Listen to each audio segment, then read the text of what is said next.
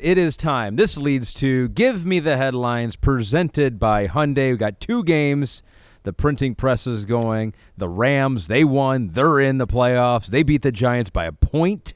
Your headline for this one is? Just ram it in, baby. Ram it in. That's right. The Rams ramming it in. And I say that because they rammed their way into the playoffs, all right? Don't let your mind go to dirty places here. See, I got in trouble by saying that the one homie had to shave off all his hair. Right. Because the tweet was ambiguous. Yes. And now you just do this and it's fine. I'm just talking about football. They're ramming it in. They rammed their way in the playoffs, and Kyren Williams rammed it in the heart of the Giants' defense. It is true. There's nothing inaccurate that you're saying there here. is not, even though there's a lot of fun to be had with this comment as well. But Pete's getting more nervous by the second. I can hear it. So, the Rams have clinched a playoff berth. They have won 6 of their last 7 games, including 3 straight. They've been in the playoffs now 5 of the last 7 years. Right. Last time they were in the playoffs, I brought this up on Football Night, they won the Super Bowl. The Derek Quinn has tweeted us and says, damn okay to Sean McVay and the Rams. Everyone counted them out preseason, and to see them in the playoffs after the way the season started being 3-6 is huge. Now they're incredibly dangerous to whoever they play in the playoffs. They know what it takes to win this time of year. They do. I mean, it's McVay. It's the battle-tested, aspect of the Rams.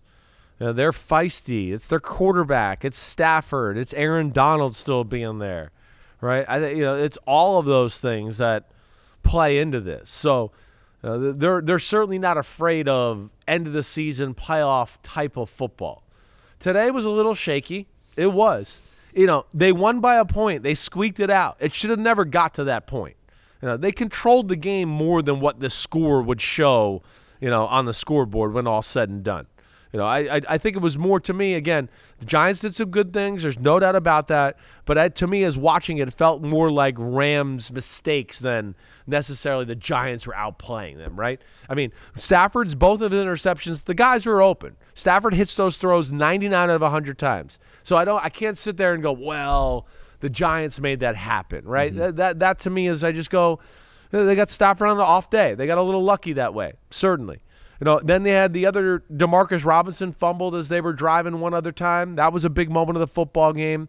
The Rams' defense is not a dominant defense. They are not that. We've talked about this. It's about their offense. Their defense is really well coached, but there's no big-time players there.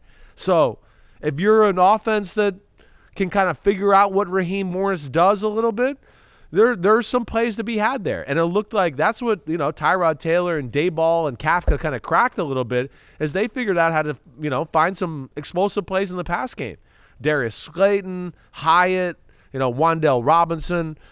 Giants, put up a valid effort for sure, but ultimately, I didn't even add the kick return, right, that Olszewski, Gunner broke like 7 tackles. Yeah. Right, again, those are things where I know it's good plays by the Giants, but I would go, I don't think the Rams are going to let these things happen on a regular basis, right? I don't think you count on that way. They caught, the Giants caught the Rams maybe playing B-plus football today, not as good as they have been playing. And, of course, when the Rams made the mistakes, they let the Giants gain some confidence, and slowly but surely they got in rhythm as the game went on. Kyren Williams is a weapon, as you mentioned. First Ram with 100 or more scrimmage yards in 7 straight games since Steven Jackson. Wow. In 2009, and now Puka Nacua, their other playmaker, needs just 4 catches and 29 receiving yards next week to set an NFL rookie season record. I think he is the offensive rookie of the year. I would agree. Stroud is going to be the big thing here. How much are people going to dock Stroud for the injuries and not playing the last 2 weeks, right? If Stroud next week comes out and plays really good and the Texans go in the playoffs, I think he's still going to edge out Nacua. But this is a historic year. I know. I think that really should trump. And I know it's like the Deron Bland thing, the pick sixes, but I do think there's something special about your big awards going to guys that have done something that has never been done before in the game. You know me. I'm all for you. I'm all with you in that department. I would argue, though, and just for argument's sake, and go, C.J. Stroud is doing some of those things you're talking about as well, right? We've never seen a rookie quarterback at one point when we were going through the year we've never seen a rookie quarterback do this. That's true. Right? It was 16 touchdown passes. It was 1 interception, right? It was big pass plays. It wasn't like it was Charlie check down. So that's where it's interesting. It'll be interesting to see who the voters, end up going with here. Because we're such quarterback whores right now, I would bet you C.J. Stroud edges him out. I blame you. Top you. 40 quarterback list, all that stuff. Former quarterback talking about it. The quarterback for the Steelers was once again Mason Rudolph. His magic did not wear off around Christmas time. They were still able to do some things, and the Steelers beat the Seahawks 30-23. Your headline for this one is? Death, taxes, and Tomlin. Tomlin always has winning record. It's amazing. It is. The third coach ever with the non-losing record in 17 or more straight seasons. So you got Tom Landry, Bill Belichick, and now Mike Tomlin has done it. It's of course impressive. He's one of the greatest motivators, communicators I've ever been around. I know I've had Steelers players tell me the same type of things. His ability to simplify the game for everybody. And just, hey, like coaching staff, players, we just got to do this week, and make it easier on everybody's brain. His ability to manage football games. I mean, Mike Tomlin all these years has got like maybe one or two end-of-the-game management blunders or things we'd question. He's pretty perfect in that department, right? And then, hey, they're another team like we talked about where it's just like, I mean, they went 3 weeks in a row. They look like shit. They look like shit. I'm literally, I don't remember a year watching teams play bad for this amount of time. And then all of a sudden they play the Bengals on December 23rd and they're like a different football team. And then they go to the Seattle and it's like they continue this positive, different football team look. I mean, they kicked the crap out of Seattle in the run game today. I mean, it was from the get-go. The first drive of the game, it was like, whoa, Jalen Warren, Najee Harris, up the middle, holes, 8 yards, 5 yards, 8 yards. I mean, it was incredible. And then when you take in that they run the ball like that, and Mason Rudolph he wants to stand in there and throw the ball down the football field, it's made them a more dangerous offense. That Seattle defense sucks, though. I will say that.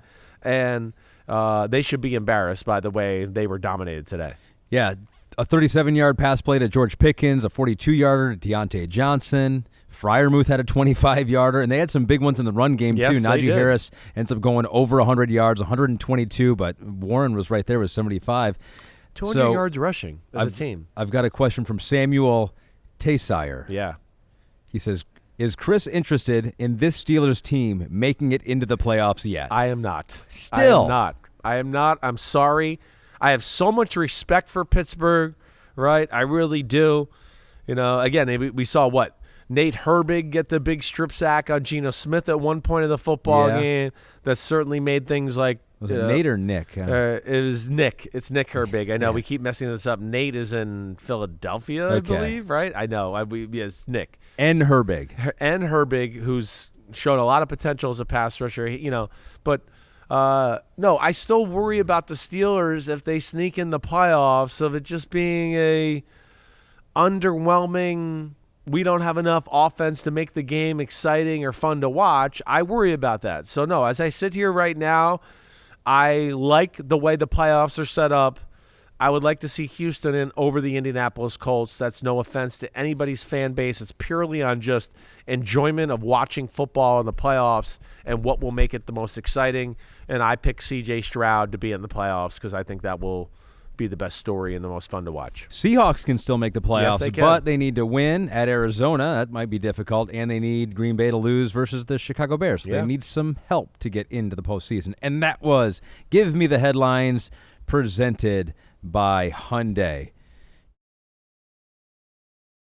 Yo, what up, homies? Thanks for watching. Remember, subscribe to Chris Simms Unbuttoned. Right now, we got Sunday Pod, right? So you can have it Monday morning. We recap all the action. Wednesday, it's the What the Happened podcast. We're going to get deep in the weeds on the key matchups of the week. And then Thursday, I'm picking games with that jerk Florio. So you know where to find us, homies. Keep watching. Peace out. We'll see you.